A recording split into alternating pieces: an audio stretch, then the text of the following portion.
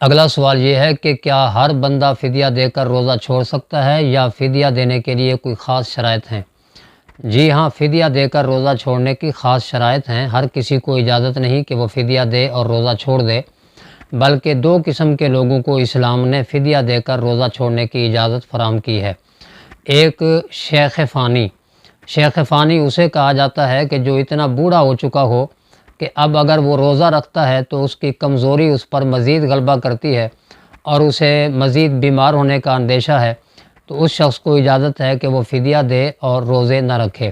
اور دوسرے نمبر پر ہے ایسا مریض جس کا اپنا تجربہ ہو یا اسے حاذق ڈاکٹر کہتا ہے کہ تو اگر روزہ رکھے گا تو بیماری مزید تیرے اوپر غلبہ کرے گی، اثر انداز ہوگی اور اس سے تیری جان کو بھی خطرہ ہو سکتا ہے یا بیماری کے بڑھنے کا اندیشہ بھی ہو سکتا ہے۔ اور ڈاکٹر کے لیے شرط یہ ہے کہ وہ ڈاکٹر حاذق ہو۔ حاذق ڈاکٹر اسے کہا جاتا ہے کہ جو اپنے متعلقہ امراض یعنی جن مرضوں کا وہ علاج کرتا ہے ان کے علاج کرنے میں وہ مہارت بھی رکھتا ہو، ماہر ہو اور خوف خدا رکھنے والا بھی ہو۔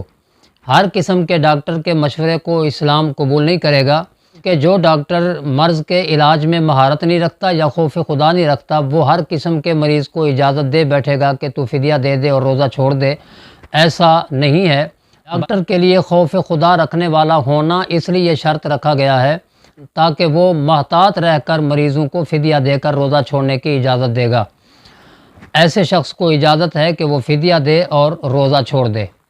فدیہ دینے کے بعد اگر صحت بحال ہو گئی تو اس شخص پر پھر واجب ہوگا کہ وہ روزے رکھے۔ جتنے روزے اس نے چھوڑے تھے فدیہ دے کر ان روزوں کی بھی قضا رکھے گا، آئندہ بھی وہ روزے رکھے گا۔ مثلا بیمار کو ڈاکٹر نے کہا کہ تیری بیماری بڑھ جائے گی روزہ رکھنے کی صورت میں، لہذا تو فدیہ دے کر روزے چھوڑ دے۔ اس نے فدیہ دیا، روزے چھوڑ دیے، مگر کچھ عرصے کے بعد صحت یابی حاصل ہو گئی اور اتنا صحت مند ہو گیا کہ روزہ رکھنے کے قابل ہو گیا ہے، تو اب وہ پچھلے روزوں کی بھی قضا رکھے گا جو فدیہ دے کر چھوڑے تھے، اور آئندہ کے لیے بھی اس پر روزہ رکھنا لازم ہوگا۔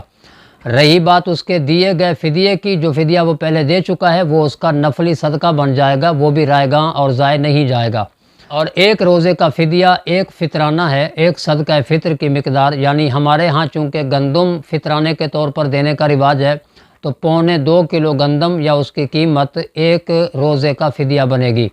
اور فدیہ دینے کے لیے یہ کوئی ضروری نہیں کہ کسی ایک شخص کو دے، اور یہ بھی ضروری نہیں کہ یک بارگی سے تمام روزوں کا فدیہ دے، بلکہ وہ وقتاً فوقتاً 10 5 روزوں کا فدیہ کر کے بھی دے سکتا ہے، اور متعدد لوگوں میں بھی اپنا فدیے کی رقم یا فدیے کی گندم وہ بانٹ بھی سکتا ہے، تقسیم کر سکتا ہے۔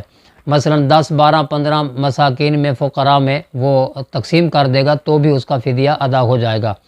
اور فدیہ جن لوگوں کو دینا ہے، اور فدیہ کے مصارف وہی لوگ ہوں گے جو زکوٰۃ اور صدقات کے مصارف ہوتے ہیں، جو صدقہ فطر کے مصارف ہوتے ہیں۔ صدقہ فطر کی تفصیلات جاننے کے لیے ہمارے فیس بک پیج پر یا یوٹیوب چینل پر مسئلہ نمبر 55 کو ملاحظہ فرمائیں، اسے سماعت فرمائیں، اس میں صدقہ فطر کی ڈیٹیل عرض کر دی گئی ہے۔